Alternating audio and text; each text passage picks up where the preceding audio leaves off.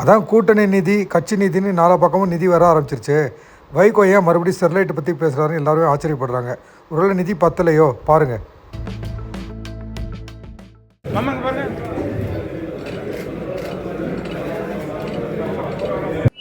தேர்தல் களம் ஒரு பக்கம் வருமானாலும் ஸ்டெர்லைட் சந்தடி சாக்கிலே உள்ளே நுழைய முற்படுவதா, அதை எதிர்த்து தூத்துக்குடியிலே மக்களை திரட்டி பொதுக்கூட்டம், ஆர்ப்பாட்டம், வேறு என்ன விதமான அறப்போராட்டம் என்பதை எல்லோரையும் கலந்து இந்த உணர்வு கொண்ட மற்ற கட்சிகள் யாரெல்லாம் கலந்து கொள்கிறார்களோ, அமைப்புகள் கலந்து கொள்கின்றனவோ, அவர்களை எல்லாம் ஒரு சேர திரட்டி மீண்டும் களத்திலே வந்து வைகோ நிற்பான் என்பதை ஸ்டெர்லைட் அதிகார வர்க்கத்துக்கும் அந்த தலைமை பீடத்துக்கும் எச்சரிக்கையாக தெரிவித்துக் கொள்கிறேன். அடுத்து அவர் சொன்னதும் அநேகமாக எல்லாரும் எதிர்பார்த்தது தான்.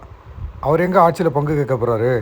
வாரிசு அரசியலை பற்றி பேசுறதை நிறுத்தி வாய மூடிக்கிட்டார்ல, அப்போவே தான் எல்லாரும் தெரிஞ்சு போச்சே சிங்கத்தை சாட்சி போட்டாங்கன்னு. நான் தொடக்கத்தில் இருந்து சொல்லி வருகிறேன், திராவிட முன்னேற்ற கழகம் தனிப்பெரும்பான்மை பெறும்.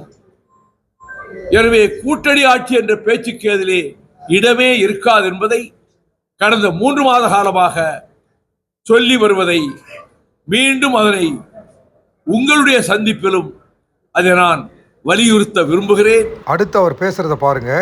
2 பக்கமும் உட்காந்துருக்காங்களே, அவங்க ஃபேஸ் ரியாக்ஷனையும் கவனிங்களேன், நல்ல காமெடியா இருக்கும்.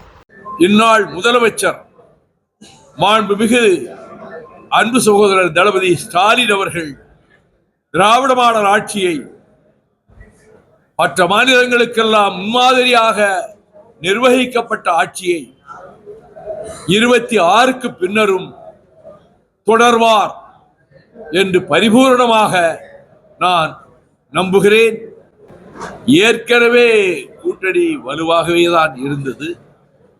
தேசிய முற்போக்கு திராவிடர் கழகம் வந்து சேர்ந்திருப்பது ஒரு அடிஷனல் ஸ்ட்ரெங்த். கூட்டணி இன்னும் பலமாகி இருக்கிறது. ஓபிஎஸும் ஓடோடி வந்துட்டாராம், என்ன ஒரு சந்தோஷம் பாருங்க. அவர் தான் முதலமைச்சரை பார்த்திருக்காரு, அவரும் அவர் மகனும் போய் பார்த்திருக்காங்க. இந்த ஆட்சி திரும்பவும் வரணும்னு அவரே வாழ்த்திருக்காரு. அப்ப வந்துட்டாருன்னு அர்த்தம்.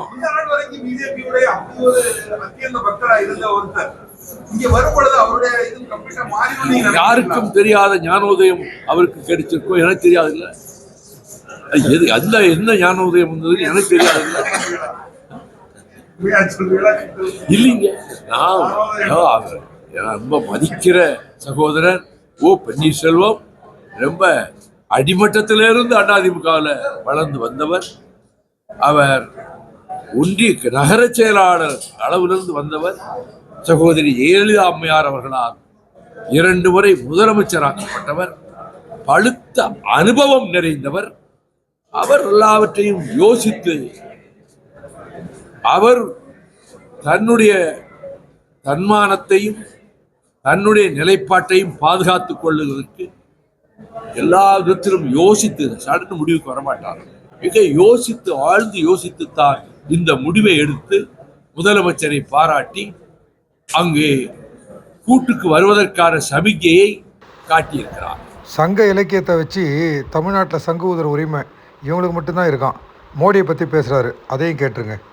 தமிழ்நாட்டை எப்படியாவது ஏமாத்தலாமான்னு நினைச்சு சங்க இலக்கிய பாட்டை 2 இந்தியில் எழுதி வச்சுக்கிட்டு, திருக்குறளை 2 வரி இந்தியில் எழுதி வச்சுக்கிட்டு, பாரதியாரை 2 வரி எழுதி வச்சுக்கிட்டு அதை புகழ்பாடி உலகத்திலேயே பெரிய நாகரிகம் தமிழ்நாட்டில் இருந்ததுன்னு இப்ப சொல்ல ஆரம்பிச்சு, இப்படியெல்லாம் அவர் பல முறைகளிலும் தமிழ்நாட்டில் எப்படியாவது பிஜேபியை கொண்டு வந்து திணிச்சிடலாமான்னு பார்க்குறாரு.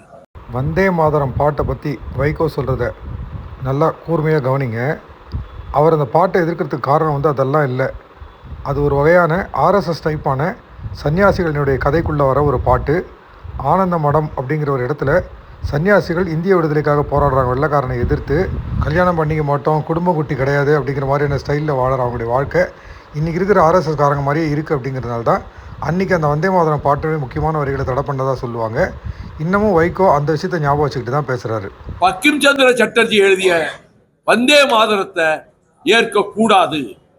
அதுல 4 ஸ்டான்ஸாவில் இந்து கடவுள்களை பற்றி சரஸ்வதி, லட்சுமி, யமுனா என்னெல்லாம் போட்டு அதற்கு வர்ணனை கொடுத்து பாராட்டி அதை பாராட்டுவதை பாட வேண்டும் என்று சொன்னால் இந்த நாட்டினுடைய மதச்சார்பின்மை பங்கப்படும்.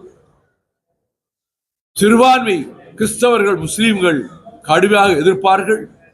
நாட்டுக்கே ஆபத்து என்று அண்ணல் அம்பேத்கர் தலைமையிலான அந்த டிராப்டிங் கமிட்டியில எல்லாரும் எதிர்ப்பு தெரிவித்து அதை ரிமூவ் பண்ணிட்டாங்க.